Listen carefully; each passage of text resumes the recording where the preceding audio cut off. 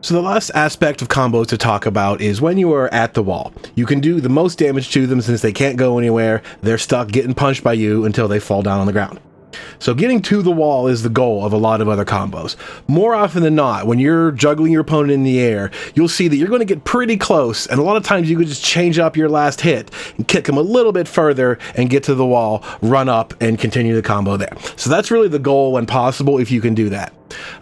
Lili has a couple of interesting twists to her wall game. The first one that's worth mentioning because it predicates everything else is her best wall combo is back turn 4, 3+4. This double flip sequence is actually the best combo she has. This does the most damage, it'll break the floor when possible, and it leaves Lili back turned, which is a pretty good Oki situation as well. She has things like this safe mid move that'll re-wall splash, she has low pokes. It's a very, very good move overall. So when you can get that in a wall combo, that's what you want. So with that in mind, let's back up a second and talk about carrying to the wall. Because it is possible for Lili to carry someone to the wall and get back turn and set up for that, but it's kind of hard. The first wall carry that I want to talk about is much simpler. You could do something like back 1-4. That works really well because this has a nice high arc to it. The back 1-4 punch them way in the air and you get excellent wall carry. You're not going to beat that in most general situations. That works pretty well. You could also do things like run up and back 1 and then try do glide stuff. Depends on your distance. Once you have a good nose for your wall distance, you could switch it up there. But back 1-4 is a general really good wall carry. The other thing you want to look at would be how to set up for the good combo. See, I almost made that one. So the goal there is that Lili hits them with the back turn or with the while standing 2 far enough that they splat to the wall. At the same time, she turns around and can start doing this attack. But you can see at this particular distance, it doesn't quite reach, but a little bit closer and the result should change. It's also hard to time in general, right? If you don't get it exactly right, it's not super easy. But you see the idea there is hit them with the while standing 2 and go back turn all at once. Then hit him with that huge combo at the end. It should look like that, do a ton of damage. This is what you want when you can get it, but it is kind of hard. Next up, however, is kind of a slightly different way to get to that, and that's just doing your round off. That can also work too and be a little bit safer, because if you just miss that, there's no big deal. You don't have to jump right into it. You could stay back turned and not go any further. So you could use this round off and hope that gets the distance and you land just right in this combo, and if not, no big deal. So that's kind of like a compromise version. If you're not sure of yourself or you don't know the distance, you could just end your combo in a round off flip. And if you get there, perfect. And if you don't, just go for another flip or something like that to land on top of them. So those are your 3 main wall carries. Back 1-4 in general works really, really well. But if you can time it just right, that you could do instant while standing 2s at the end of your combo and go back turned, that's a really good setup that's worth having. So let's take a look at wall bounces. If your opponent isn't quite in the middle of a juggle yet, but you're in this magic distance to think about the wall is nearby, wall bounces work really good. So once they bounce off the wall, forward 2-3 is pretty go-to when it comes to that. Nice damage, high traveling arc. You shouldn't have any real trouble there. It's also worth noting that if you can get them just right, you can squeeze an extra forward 3 in there like that and still get your whole combo. You have to get them at just the peak, the max height that you can for that to work out, but it is possible. Just the right distance, forward 2-3 kicks them back to the wall, and it is possible to squeeze in a forward 3 before they get low enough and still get your whole combo, but it's not always guaranteed. Again, you need a nose for that distance to sense whether or not it's going to work. Otherwise, if you're close to the wall and you do land a wall bounce move, there's 2 basic things to do here. One of them is just a 4 attack, stick him right back to the wall, and then go for your normal combo as it is. Pretty simple. Just a basic 4, and then doink, right on the wall. Foolproof. However, you do have a chance to go for your big back turn combo. So all you do is delay a little bit, and then do down forward 2 and turn backwards. Because down forward 2 and while standing 2 are basically the same thing. It is worth noting, out in the open, you could run up and do down forward 2. It's just not usually as easy. That do glide technique really helps a lot. So if you do get a wall bounce, delay it a little bit, down forward 2 and hold back. So once they stick to the wall, you can then get the nice combo that you wanted. Just 4, 3 plus 4, the whole thing from there. So that's absolutely ideal if you're close on axis, right? If you're off axis a little bit, sometimes this doesn't work out as well. But you could do other things like combo them in the opposite direction. So you kind of have to be aware of that too. Usually if you're in a decent angle and you get your wall bounce, that works pretty well, right? So that's pretty much all you need to worry about. Wall bounces, forward 2, 3 when you're far away. And if you're up close, go for this little down forward 2 pickup into your backwards wall combo. So the last step is what if you're already at the wall, and then how do you stick them to the wall straight up? You do not need a whole combo to get them to the wall. You can stick them to the wall right away with a litany of attacks. This whole list is in the Google Doc in the description down below. It indicates what moves are highs, what are mids, which ones are safe, and all of that. I'm not going to go over them all. You don't really need most of them. But for the most part, I want to talk about forward 2, 3 because it's a good punisher. If they wake up with like a mid kick or whatever, you punish with that, sticks them to the wall. Punish at anything, right? This is the same thing. 1 plus 2 works well here as well. One of my favorites, however, it's the only place I ever really use this move, is forward 3. It's got terrible range. Out in the open, it whiffs constantly, but here at the wall, it works just fine. Forward 3 is a safe mid and is homing, so if they try stepping, this will catch them as well, and you get your combo that way. So forward 3 is actually pretty go-to when you're at the wall. My other favorites, as mentioned repeatedly in the main Lili guide, are quarter circle forward 2, 1 for how good it is to be safe and hit confirmable. Well, definitely hit confirmable. This isn't technically safe, but whatever. And then quarter circle 3 plus 4, because that's plus on block if they fail to duck it. Those are all really good to wall splat. So those are my favorites. You can check the list. There's all kind of stuff out there that you might not have thought about that actually does work. If you want to go and study some extra ones just to have them in your pocket, go right ahead. So one thing that's worth noting is this: if this were a breakable wall and you did one of these moves, the wall would break, right? Oscar would fall down the same way, but the wall would be broken and you combo behind it. When opponents are high, stuck to the wall like that, the rules change a little bit. Most of these moves will continue to break the wall. 1 plus 2 would then break that wall versus the airborne opponent. However, forward 2, 3 would not.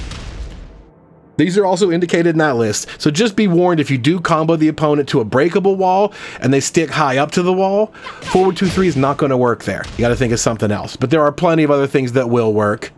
You know, go for that one because that works on everything. So when it comes to wall splats, I'm really just going to demonstrate with forward 2, 3 because forward 3 can actually hit you offside a lot. You see how this little changes my angle a little bit every time I kick her? She lands next to me. I think forward 2, 3 is much easier to demonstrate this. So I want to show you the wall splats with forward 2, 3 just for consistency's sake. Now, as we talked about, the best one you want to go to is for 3 plus 4 from back turned. If you find a situation to do that, that's exactly the one that you want, but you do have to require that setup. You got to find a way to get back turned to do so. So you can't just do forward 2, 3, turn around, and then do that. Doesn't work. You need a particular setup. So without going into that setup first, let's just talk about the basic ones. Forward 2, 3 to wall splat, and then what you can do from there. The next best one is while standing 1, 2, 1 plus 2. That works really well all the time. You can see on the left where it says damage 50%. 50% is a good indicator. There's a thing in this game where once your opponent like touches the ground, the damage scaling resets, but they still can't escape. It's still a guaranteed combo, however it does more damage. Anytime you see that, that's the goal here. A lot of characters have combos with a pattern like 1, 2, shoulder, and the goal is that shoulder hits them right as they slump to the ground, and you just get more damage because of the way the game calculates. Let's leave it at that. So while standing 1, 2, 1 plus 2 works really well for this. One of my previous favorites was back 2, 1 and then delay the ender to do the same thing. It's actually kind of hard. You see how in this case it says 32% scaling? That's normal. That's how damage normally scales. But if you get it just right and delay it so that they touch the ground at the right moment, the scaling actually goes up and you do get more damage. So that was one of my favorites too once you learn how to delay that, but I found it's really, really inconsistent. It's actually in the most recent patch notes that this is going to stop changing sides. A lot of times when you would do this, you would end up behind them or beside them. Really weird wall stuff. That has been addressed in the last patch, but it's still not perfect. So I kind of stopped going for back 2, 1 at wall combos. It just wasn't worth it. 90% of the time, this while standing 1, 2 1+2, that works great. If you're not comfortable with instant while standing in situations like that, you can just do all 4-1, and then 1+2 from there. That does the exact same effect. A little bit less damage, much easier to do. There's no problem in just switching to that for your go-to. The other thing that's worth mentioning here is Lili has a throw. You can just press throw and get all this little bit. It doesn't do as much damage, but it's kind of cool. If you're, about to finish a match and you don't need more damage, that's kind of a cool way to do it. She has a wall throw for whatever reason. It works pretty well. And the other things you want to consider as wall combos is how to flip them over. It's very much to your advantage to be able to get the opponent in that flip over head first Oki situation. Lili's best way to do that is 3-2 and then hold forward into do glide and then do while standing 3. If you just let go of forward at that point, you're going to get while standing moves. So it's just 3-2, hold forward while standing 3. It doesn't show up as a combo, but it is. There's no way they can get out of that. They hit the ground, and they're still not far enough away. The while standing 3 hits them grounded. So that is guaranteed. And it causes them to flip over, which is a different tech roll situation. You have to tech roll that back and not to the side, so it's worth noting that's one of the cool ways to do that. The next best way to do it is quarter circle 2-1. Do glide 2-1 does the same thing. That hard spike into the ground, head first, flip over. I like this one a lot because you can get this in combos pretty easily. If you're ending your normal combo with the Narcissus into 1-2, and you see the combos getting close, you could do Narcissus 2-1 and get that flip over knockdown instead. It's not as much damage, but it can be more. The reason why is if they fail to tech this correctly, sidestep 3 is a guaranteed hit. If they don't tech roll this, and you can just do sidestep 3, it hits them for free no matter what. Even if they do tech roll correctly, sidestep 3 was safe on block, so you risked almost nothing to go for that. So that's a very nice situation to have. Is that particular knockdown and the possible Oki situation afterwards. So if you know they're going to stand up and block instead, you could do whatever you want to them. You could hit them with lows for free all day when you know they're going to stand, right? If they're going to start to respect lows and start ducking, then you're going to get more and more and more, right? That's the name of the game. So quarter circle 2-1 is really good because you get that nice flip over with guaranteed damage if they don't tech it right. And the other thing to mention in general would be down forward 3+4, 3+4. If you happen to be nowhere near them, you can use this like that. Does almost no damage despite how much it looks like that would hurt. But if you happen to be way downtown, you can kind of just go for that. Breaks the floor, gets you the back turn Oki and all that stuff. It's just a weaker version of this. It doesn't require really any setup. Because you can do this facing forward and get that same situation. So that's kind of like the poor man's version of the max combo. Just do the round off and the follow up that way. So those are your wall enders. That's actually kind of a lot, right? There's several in there to go for. There's the basic while standing 1-2 into the palm strike. There's a poor man's version of that. There's a couple ways to flip them over using your do glide stuff. And then there's the crown jewel, the back turn double flip kick. And there's a poor man's version of that too. So once you're used to where you are, what you need at the time, and you have these ready to go, you should be just fine. Get the max damage, get your floor break, get whatever it is you need from there. And speaking of floor breaks, this is a specific set of moves that will cause the floor break while other ones don't. These are also listed in the Google Doc in the description down below. But for the most part, whenever you have a floor break situation, obviously the back turn combo, as we mentioned, that does it. That's your max damage combo and your floor break. You want to go for that if you can. And if you can't, as we mentioned, the poor man's version, which is just down forward, 3+4, 3+4, that works too. That's actually pretty decent. There's a couple other ways. Your flip over, quarter circle 2-1. That'll do the same thing. If you're used to that, you want to go for this all the time, every time you're used to that, that'll get you a free floor break, even if you don't think about it. Like, all right, I'm going to just go for this Oki situation because I really like it. Oh yeah, floor break. I didn't even think about that. So that's a good one to have it too. The rest of them are just minimal, right? It's not even worth talking about. You could do Root of Evil, but that's just such little damage compared to the other ones, but it's in the list.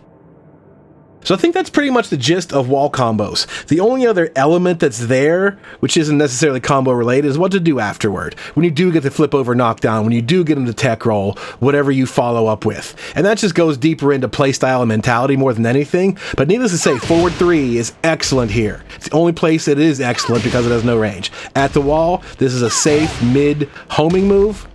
And if they get up and block, right? If they get up and block this forward 3, They actually made it in this patch, so this move is only -3 on block herself. So Lili can do this and sidestep very easily if they want to try to retaliate. So forward 3 actually got even better as a wall carry. Other than that, like a safe mid that'll resplat them, what more do you want? All you need is a low to threaten them. You just need lows to make them respect it. You can go for a big low like that if you want to. You can do Root of Evil. If you get the button happy opponent, you do Root of Evil, and you get that counter hit, you get a free wall splat from it too. So this is a counter hitting low that can wall splat them in addition to your mid. So that's kind of all you need for the most part. The rest of it is just about the mind games between you and your opponent.